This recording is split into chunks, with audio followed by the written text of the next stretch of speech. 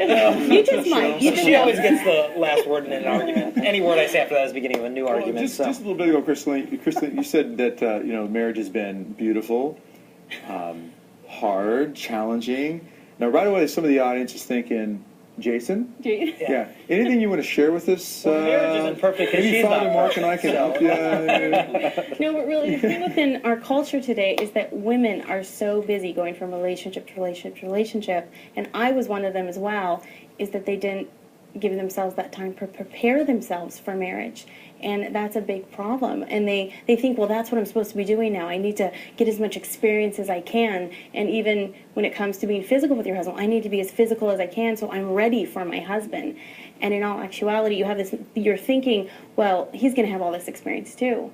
And that's exactly what I was thinking. Then when I met Jason, I mean, it was the complete opposite. I had slept around, I had partied, I had done all these things. And then when I turned my life around, I met Jason.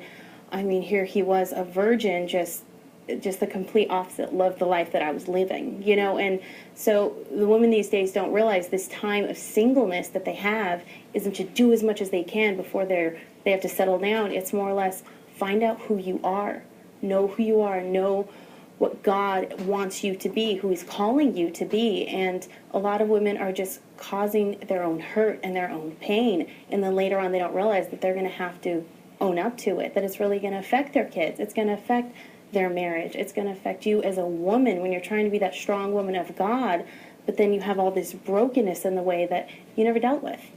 How do you, or maybe a young woman sitting at home, how does she come to know her brokenness? How does she know what her issues are? You're 18, 20 years old, you think you're indestructible. And this is the truth. You do. I thought I was absolutely indestructible, and I had my massive conversion, and I was living out chastity and purity and being faithful to my prayers and Mass. But the one thing that I did overlook, that I have huge regret that I am dealing with now, is I did have a lot of brokenness, and I brought that brokenness into my marriage. And I did spend that time of singleness. Okay, these are the hurts that I caused. These are the hurts that I caused myself, other people, and how that affects me mentally, emotionally.